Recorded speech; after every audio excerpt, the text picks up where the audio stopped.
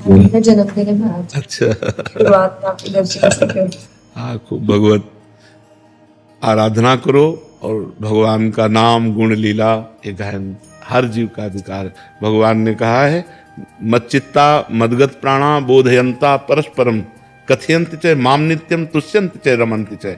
जो मेरे में चित्त लगाए हुए हैं, मेरे को प्राण अर्पित किए हुए हैं और मेरी चर्चा करने में ही संतुष्ट हैं, उसी चर्चा में रमण करते हैं, उसी में संतुष्ट रहते हैं, तेषाम सततयुक्तानाम भजताम प्रीतिपूर्वकम ददामि बुद्धि योगम तम येन माम उपयान्ति ते। मैं उसे बुद्धि योग प्रदान करता हूँ। और भगवान में हमारा मन लगा रहे, हमारा चित्त लगा रहे, हमारी समाज अध्यात्म की तरफ बढ़े, भगवान से जुड़े, पापाचरण त्यागे, ये हम सबका कर्तव्य है। हम सबका कर्तव्य है भगवान की चर्चा करना, स्वयं भगवान का भजन करना, स्वयं अच्छे आचरण करना, ये हर मनुष्य का कर्तव्य, सबका अधिकार है। हम सब भगवान के बच्चे, भगवान का नाम गुण कीर्तन करना, भगवान की महिमा को गान करना सबका अधिकार है। बड़े बड़े संत हुए स्त्री शरीर में, मीरा जी, बहुत बड़ी बड़ी रत्नावती जी, बहुत भागमती जी, करमेटी बाई, बहुत बहुत बड़े संत हुए।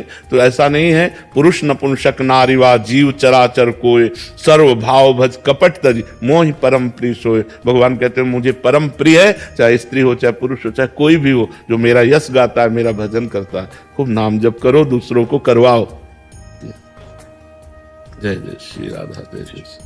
महाराज जी, जैसे अभी तक हम पढ़ाई करते थे जी तो हमारे पास एक लक्ष्य था, एक उद्देश्य था। जी। अब हमारा सिलेक्शन हो गया, जी। हमने परीक्षा पास की, हम अधिकारी बन गए पीसीएस के थ्रू। जी। लेकिन अभी भी आंतरिक अंतरात्मा में संतुष्टि और वो सुख और वो, हाँ, चूंकि ये स्थायी चीज नहीं है ना।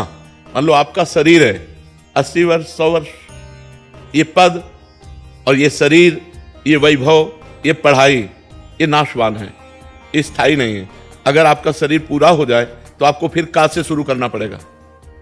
आप ग्रेजुएट हो करके शरीर पूरा किए तो आप ग्रेजुएट होके नहीं जन्मेंगे, आपको फिर का ज्ञान, वर्णमाला का ज्ञान, अक्षर का ज्ञान आपको प्राप्त करना पड़ेगा।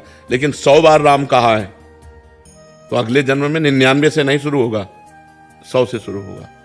शांति मिलेगी भगवान से जुड़ने पर, अध्यात्म से जुड़ने पर, क्योंकि हमारी मांग सुख है।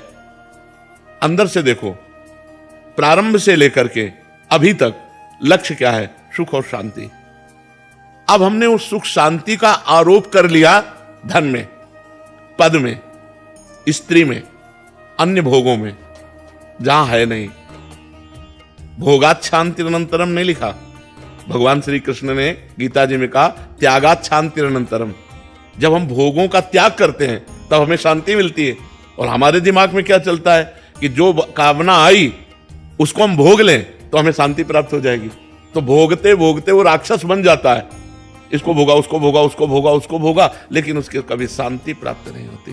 तो जो थोड़ा पवित्र हृदय है, जैसे आपका पवित्र हृदय है, तो असंतोष पैदा हो रहा है कि यार मतलब जो चाहिए वो तो नहीं है।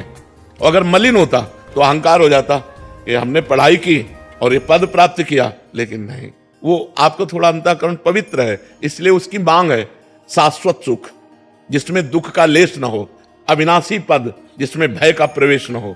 अभी भय और दुख दोनों ने पिंड नहीं छोड़ा, असंतोष कामनाएं अभी पिंड नहीं छोड़े, तो इसकी पूर्णता अध्यात्म से होगी।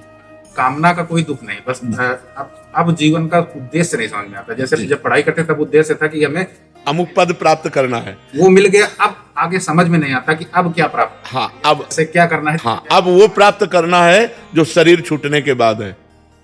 शरीर रहने तक का तो प्राप्त कर लिया, कि खाने की, पीने की, समाज सेवा की कर ली, लेकिन शरीर छूटने के बाद क्या गति होगी इसका आपके पास है कुछ प्रमाण? अब वो प्राप्त करना है।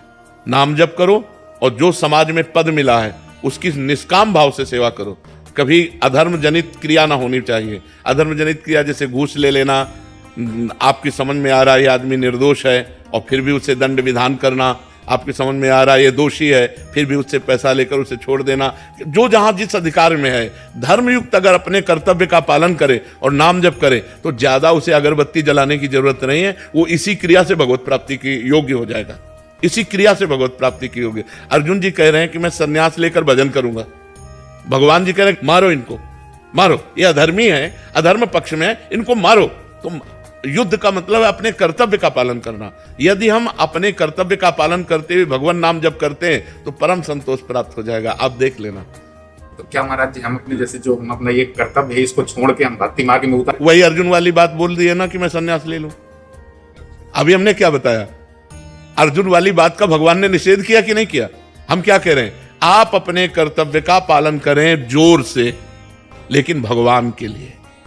इस सृष्टि भगवान की है और नाम जप करते हुए कि मुझे जो पद मिला है ये भगवान ने मुझे सेवा दी है, मैं इसे सांगोपांग करूंगा। सांगोपांग मतलब कहीं त्रुटि नहीं होने दूंगा, अधिक से अधिक समय लगा करके करूंगा और वो सब भगवान के लिए करूंगा।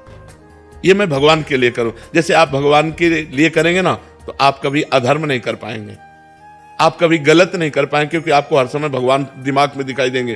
यार कोई देखे ना देखे, भगवान तो देख रहे हैं ना, बस इसी से भगवत प्राप्ति हो जाएगी। अपने कर्तव्य का पालन करना और वो भगवान के निमित्त करना और नाम जप करना। नाम जप जरूर कीजिएगा। और कोई गलत आचरण जिनको आप जानते हैं गलत आचरण, वो आपके जीवन में नहीं होने चाहिए। जैसे शराब पीना है, पर स्त्री गमन करना है, घूस लेना है, अहिंसा, चोरी, जो भी, अगर ये गलत आचरण नहीं है तो आप पैंट शर्ट में भी साधु हैं। साधु का मतलब केवल वेश से नहीं होता, साधु का मतलब होता है उद्देश्य से। अगर हमारा भेष साधु का है और उद्देश्य रुपया है, सांसारिक भोग है, वो सांसारिक है, और आप पैंट शर्ट में हो, आपका उद्देश्य भगवान है, तो आप साधु हो। आपको वही गति मिलेगी जो एक साधु को गति प्राप्त होती है।